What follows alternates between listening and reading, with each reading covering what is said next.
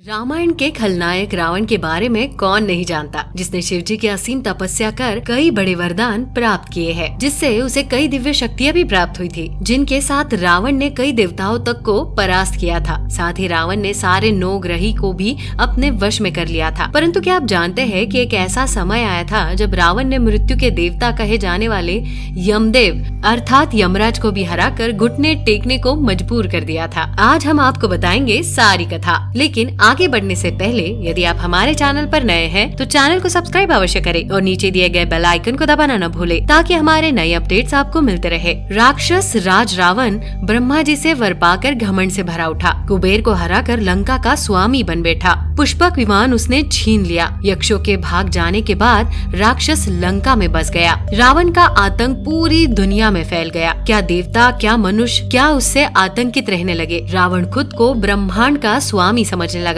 उसे लोगों को सताने में आनंद आता था। एक दिन वो पुष्पक विमान में बैठा विचरण कर रहा था, तभी बादलों के बीच जाते देवर्षि नारद जी दिखाई दिए। रावण ने उन्हें प्रणाम किया। नारद जी बोले, रावण, ब्रह्मा जी से वर पाकर तुम्हारा बल बहुत बढ़ गया है। तुम सबको जीत चुके हो, पर फिर भी एक बात मेरी समझ में नहीं आ रही है। तुम बेचारे मनुष्यों को क्यों मारते हो? अगर तुम्हें अपनी शक्ति सचमुच दिखानी है तो यमराज के पास जाओ, उनसे युद्ध करो। सबको अपने लोक में बुलाने वाले यमराज को जीत कर ही तुम विश्व विजेता कहला सकते हो। नारद जी की बात सुनकर रावण बोला, देवर्षि, ये तो आपने ठीक कहा। मैंने प्रतिज्ञा की है कि मैं चारों लोकपालों को परास्त करूंगा। मैं अभी यमपुरी जाता हूँ। सब प्राणियों को मृत्यु देने वाले सूर्यपुत्र यम को मैं मार डालूंगा। इतना कहकर रावण दक्षिण दिशा में चल पड़ा। नारद जी भी तुरंत यमपुरी की ओर चल दिए और रावण से पहले ही वहाँ पहुँच गए। उन्होंने देखा कि अग्नि को साक्षी मानकर यमराज प्राणियों के पाप पुण्य का हिसाब लगा रहे हैं। नारद जी को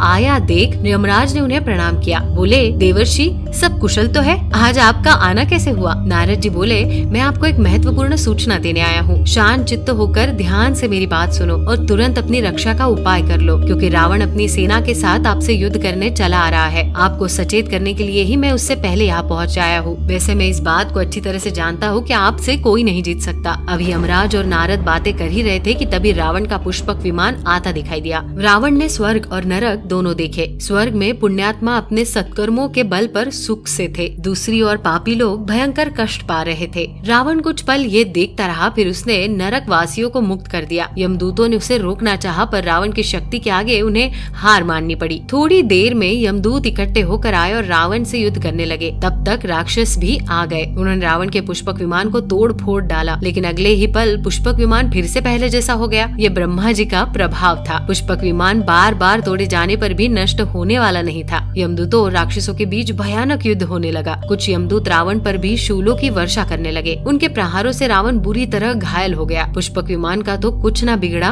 पर रावण परेशान हो उठा। उसका कवच कट गया, शरीर से रक्त बहने लगा। उसकी दशा देख राक्षस भी घबरा कर भागने लगे। तब रावण ने ठहरो ठहरो कहकर उन्हें रोका और पशुपत नामक दिव्य अस्त्र का संधान किया। छूटते ही वो अस्त्र आग की तरह जल उठा। सब तरफ चकाचौंध हो गई। पशुपत के प्रभाव से यमराज के सैनिक धाराशायी हो गए, एक भी न बचा। ये देख रावण जोर जोर से हंसा और बोला, मैंने यमराज को जीत लिया। रावण का सिंहनाद सुनकर सूर्यपुत्र यम क्रोध से भर उठे। उनका सारथी तुरंत दिव्य रथ ले आया। स्वयं काल भी वहाँ उपस्थित हो गया। ये दृश्य देख देवता भी घबरा गए। दिव्य रथ में बैठ यमराज रावण के पास पहुँचे। यमराज के प्रहार से रावण घायल हो गया। उत्तर में रावण ने भी यमराज पर बाणों की झड़ी लगा दी। रावण समझ गया कि यमराज को जीतना कठिन है, पर युद्ध भूमि से भागना भी उसे स्वीकार नहीं था। वो फिर से भयानक युद्ध करने लगा। इस पर काल ने कुपित होकर यमराज से कहा, आप मुझे अनुमति दे, मैं इस पापी को एक पल में मार डालूंगा। इस पर यमराज ने काल को रोका। बोले, तुम ठहरो, मैं इस पर काल दंड का प्रयोग करूंगा। ये कहकर उन्होंने रावण पर प्रहार करने के लिए काल दंड हाथ में उठाया तो चारों ओर अग्नि जल उठी। सब देवता भी यम और रावण के भयानक युद्ध को देख रहे थे। यमराज काल दंड से प्रहार करना ही चाहते थे, तभी पितामह ब्रह्मा वहाँ उपस्थित हो गए। उन्होंने यमराज का हाथ थाम लिया। बोले, रुक जाओ यमराज, काल दंड चलाने से पहले मेरी बात सुनो, मैंने रावण को वर दिया है कि ये देवताओं के हाथों नहीं मारा जाएगा, तब मेरा दिया वरदान असत्य हो जाएगा, वरदान की मर्यादा नष्ट हो जाए ये ठीक नहीं। ये सुनकर यमराज ने तुरंत काल दंड को नीचे कर दिया और बोले, आपके वरदान और काल दंड दोनों का सम्मान करना मेरा धर्म है। अगर इनकी मर्यादा नष्ट हुई तो फिर हम कहाँ रहेंगे, और जब मैं इस